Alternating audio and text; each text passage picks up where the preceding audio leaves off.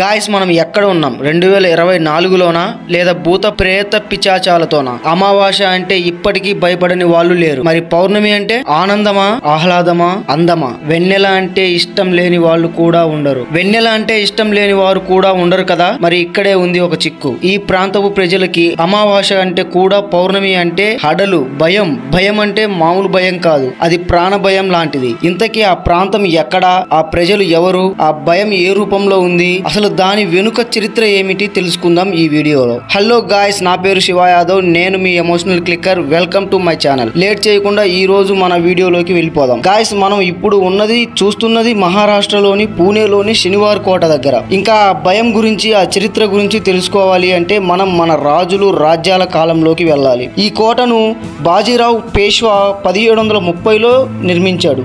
అయితే ఎందుకంటే ఈ బాజీరావు పేష్వా ఇక్కడ కుందేలు కుక్కను వెంబడించడం చూసి బాజీరావు ఛత్రపతి శివాజీ జన్మస్థలం నుండి ఒక పిడికెడు మట్టి తీసుకొచ్చి శనివారం రోజున నిర్మాణం చేపట్టారు. అయితే శనివారం రోజున నిర్మాణం చేపట్టారు కాబట్టి దీనికి శనివార్ కోట అని పేరు వచ్చింది. 1932లో ఓపెన్ చేశారు ఈ కోటను.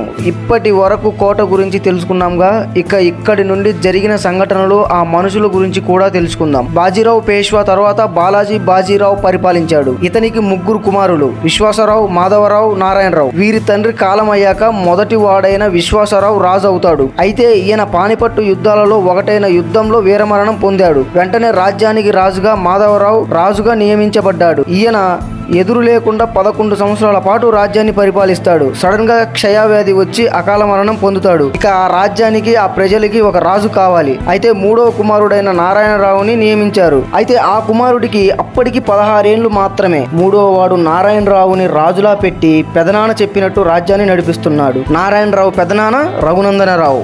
ఇప్పుడు మీరు కొంచెం ఆలోచించండి.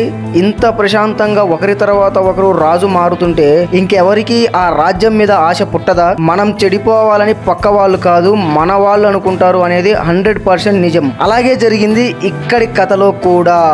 అప్పుడు పుట్టిన కాంక్ష, కోరిక, ఆశ వల్ల అభం శుభం తెలియని పిల్లవాడిని బలికొన్నారు. ఆ ఆశ పసిబాలుడి మరణం కోరింది. ఆ కోరిక